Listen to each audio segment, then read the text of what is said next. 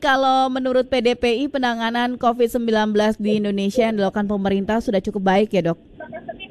Ya, sebetulnya kalau kita lihat sih, kalau kita bandingkan dengan banyak negara lain, kita salah satu termasuk negara yang cukup baik dalam pengendalian COVID.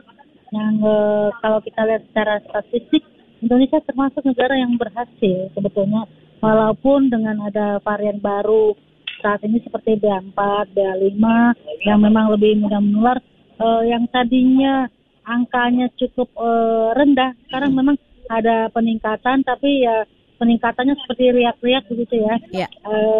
Masih bisa kita kendalikan begitu ya, Dokter Elmuna? Masih Dokter bisa kita Elmuna kendalikan ya.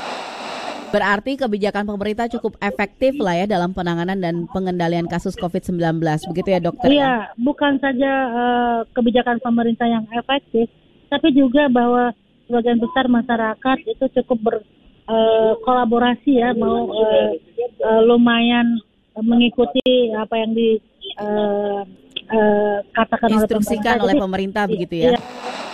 Yang lalu sempat ada wacana kita sebenarnya sudah semakin dekat dengan endemi, tapi sekarang justru kita masih diingatkan terus bahwa kita masih dalam masa pandemi nih gitu kan. Nah, tapi endemi ini bisa kita capai tidak sih dalam waktu dekat?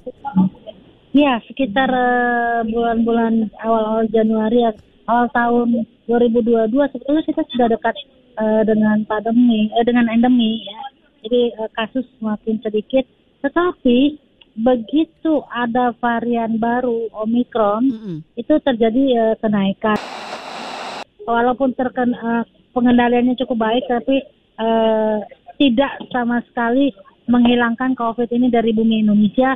Oleh sebab itu kami PDPI selalu mengatakan, ayo tetap waspada, jalankan protokol kesehatan, bahkan kita tambahi dengan lakukanlah perilaku hidup bersih dan sehat. Ya. Yeah. Dan satu hal lagi saya ingin sampaikan kepada masyarakat, kalau kita patuh memakai masker, maka bukan saja kita terhindar dari COVID, tapi juga beberapa penyakit infeksi lainnya.